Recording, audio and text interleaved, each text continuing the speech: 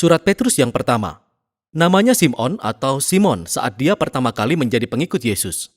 Dan dia adalah bagian dari lingkaran dalam dari ke-12 murid tersebut.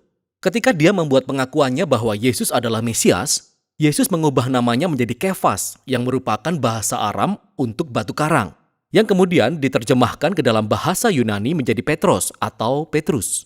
Yesus berjanji bahwa dia akan menjadi pemimpin di antara para rasul untuk membimbing komunitas mesianik di Yerusalem melalui tahun-tahun awal, dan itulah yang terjadi. Ingat pasal-pasal awal dari kitab Kisah Para Rasul. Namun akhirnya, Petrus dipanggil untuk membawa kabar baik tentang Yesus di luar perbatasan Israel. Dan surat ini ditulis puluhan tahun setelah misi itu dimulai di dunia Romawi yang lebih luas. Kita temukan pada kesimpulan dari surat ini bahwa Petrus ada di Roma yang dia sebut Babel. Dan kita dapati bahwa Petrus menugaskan Silwanus yang adalah rekan kerjanya untuk menulis surat ini. Ini adalah surat edaran yang dikirim ke beberapa komunitas gereja di provinsi Romawi, yaitu Asia Kecil yang sekarang adalah Turki.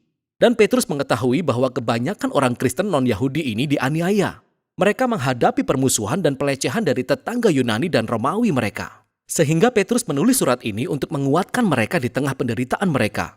Dan ini membantu menjelaskan pola surat ini dan tema utamanya.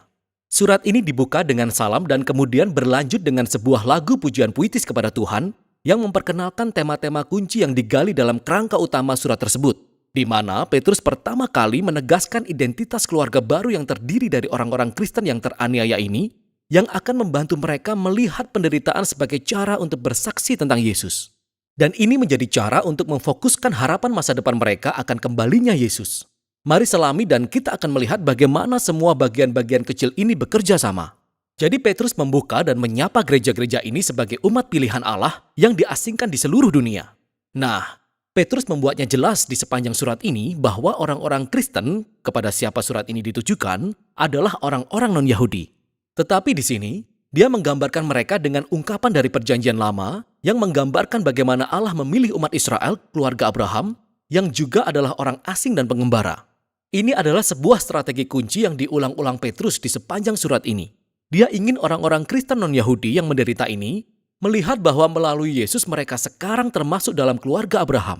Jadi mereka mengembara sebagai orang asing sama seperti dia, disalahpahami, dianiaya, dan mereka sedang mencari rumah mereka yang sebenarnya di tanah perjanjian. Petrus melanjutkan pokok bahasan ini di lagu pembuka. Dia memuji Allah karena membuat orang terlahir kembali kepada suatu hidup yang penuh pengharapan melalui kebangkitan Yesus di dalam kuasa Roh. Tuhan mengundang semua orang ke dalam sebuah keluarga baru yang berpusat di sekitar Yesus. Sebuah keluarga yang memiliki identitas baru sebagai anak-anak yang dikasihi dan yang memiliki harapan baru akan sebuah dunia yang dilahirkan kembali oleh kasih Allah saat Yesus kembali sebagai Raja. Dan bagi orang-orang yang memiliki harapan ini, penderitaan dan penganiayaan sebenarnya adalah sebuah hadiah yang aneh. Karena membakar harapan-harapan palsu dan hal-hal yang mengacaukan perhatian seperti sebuah api pemurnian. Dan ini mengingatkan kita pada rumah dan harapan sejati kita. Jadi secara paradoks, kesulitan hidup sebenarnya memperdalam iman kita. Hal itu membuat hidup kita lebih murni. Dari sini Petrus akan beralih ke inti surat itu, tapi dia akan menggali semua gagasan ini secara lebih mendalam. Jadi dia pertama-tama mengembangkan tema tentang identitas keluarga baru umat Tuhan. Dia mengambil gambaran-gambaran perjanjian lama yang lebih berkesan tentang keluarga Israel, kemudian dia menerapkannya pada orang-orang Kristen non-Yahudi ini. Jadi seperti orang Israel yang meninggalkan Mesir, mereka juga harus mengambil ancang-ancang dan meninggalkan jalan hidup mereka yang terdahulu dalam perjalanan menuju masa depan yang baru. Jadi sekarang, mereka adalah umat kudus Allah yang sedang melakukan perjalanan melalui padang gurun. Mereka adalah orang-orang dari Eksodus baru yang telah ditebus oleh darah Yesus yang merupakan domba Paskah terakhir. Mereka adalah umat perjanjian baru yang memiliki firman Allah yang tertanam jauh di dalam diri mereka, memulihkan hati mereka dan memperbarui pikiran mereka. Mereka adalah bait suci baru yang dibangun di atas fondasi Yesus sendiri. Dan mereka adalah kerajaan baru para imam yang melayani Tuhan sebagai wakilnya bagi bangsa-bangsa. Sekarang dengan menerapkan semua gambaran menakjubkan ini kepada orang Kristen non-Yahudi yang teraniaya ini, Petrus menempatkan penderitaan mereka dalam sebuah kisah baru. Dan ini mengarah ke bagian berikutnya. Penindasan mereka sebenarnya dapat membantu memperjelas misi mereka di dunia untuk memberi kesaksian akan anugerah Allah di antara bangsa-bangsa. Jadi Petrus pertama-tama mendorong mereka untuk tunduk pada pemerintahan Romawi meskipun itu pemerintahan yang menindas. Ya, dia mengakui penganiayaan mereka dan bahwa penderitaan mereka tidak adil. Tapi perlawanan dengan kekerasan tidak memecahkan apapun. Belum lagi bahwa hal itu mengkhianati ajaran Yesus yang mengasihi musuh-musuhnya daripada membunuh mereka. Petrus kemudian secara khusus menyoroti situasi yang sangat sulit yang dihadapi oleh para budak dan istri Kristen saat mereka tinggal di rumah orang Romawi, di mana si kepala keluarga tidak mengikuti Yesus. Masalahnya adalah bahwa semua orang di rumah itu diharapkan akan tunduk dan menyembah Tuhannya si kepala keluarga. Sehingga Petrus sadar bahwa menunjukkan kesetiaan kepada Yesus akan menimbulkan kecurigaan. Jadi Petrus berkata bahwa hal itu benar. Semua orang Kristen, termasuk para istri dan budak Romawi, telah dibebaskan sepenuhnya oleh Yesus. Tetapi mereka harus menunjukkan kebebasan itu tanpa melalui pemberontakan. Tetapi dengan melawan kejahatan, seperti yang Yesus lakukan, yaitu dengan menunjukkan kasih dan kemurahan hati kepada musuh-musuh kita. Dan di rumah di mana sang suami juga orang Kristen, ceritanya berbeda. Mereka harus memperlakukan istrinya sama sekali berbeda dari para tetangga Romawi mereka, dengan menganggap istrinya setara di hadapan Tuhan, yang layak dihargai dan dihormati.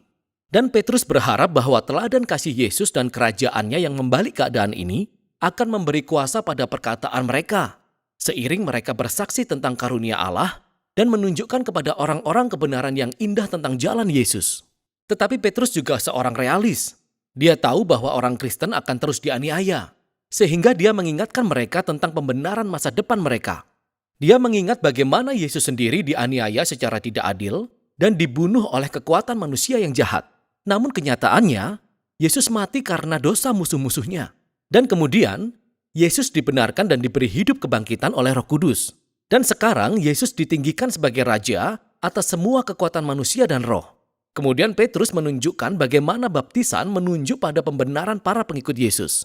Seperti Nuh, mereka telah diselamatkan melalui air, bukan sebagai sebuah ritual gaib, melainkan sebagai simbol sakral yang menunjukkan perubahan hati mereka, keinginan mereka untuk bergabung dengan Yesus dalam kematian dan kebangkitannya. Dan sekarang, bahkan jika mereka dibunuh karena mengikut Yesus, harapan mereka ada dalam pembelaan dan permuliaan masa depan di samping raja mereka, yang membawa Petrus ke dalam bagian terakhir. Dia mengingat kembali kata-kata Yesus bahwa murid-muridnya hendaknya menganggap sebagai kehormatan dan sukacita ketika dianiaya seperti Yesus. Petrus kemudian memanggil para pemimpin gereja untuk merawat orang-orang Kristen yang menderita ini dan untuk menunjukkan jenis kepemimpinan pelayan, sama dengan yang Yesus lakukan kepada para pengikutnya. Dan akhirnya, Petrus mengingatkan orang-orang Kristen ini tentang musuh sebenarnya yang mereka hadapi. Permusuhan ini tidak hanya bersifat budaya atau bahkan politik. Ada kekuatan gelap dari roh jahat yang mengilhami kebencian dan kekerasan. Dan mereka harus melawan roh jahat ini dengan tetap setia kepada Yesus dan ajarannya. Dan dengan mengharapkan kedatangannya kembali, serta kemenangannya atas kejahatan tersebut. Petrus menyimpulkan dengan doa untuk kekuatan ilahi, dan dia mengirim salam dari gereja di Roma yang dia sebut Babel. Nah, ini yang keren. Petrus mengambil tradisi nabi-nabi perjanjian lama yang membuat nama Babel menjadi sebuah pola dasar bagi setiap bangsa yang jahat. Jadi Roma telah menjadi Babel yang baru, dan kekaisarannya adalah tempat di mana umat Allah sekarang diasingkan dari rumah mereka yang sesungguhnya dalam penciptaan yang diperbarui. Surat pertama Petrus adalah pengingat kuat akan harapan Kristen di tengah-tengah penderitaan. Umat Tuhan telah menjadi minoritas yang disalahpahami sejak awal, dan sudah seharusnya mereka berharap untuk menghadapi permusuhan, karena mereka telah memilih untuk hidup di bawah pemerintahan seorang raja yang berbeda, Yesus. Namun penganiayaan bisa menjadi sebuah hadiah yang aneh bagi gereja, karena menawarkan sebuah kesempatan untuk menunjukkan kepada orang lain kemurahan hati dan kasih Yesus yang mengejutkan, yang didorong oleh harapan akan kedatangannya kembali.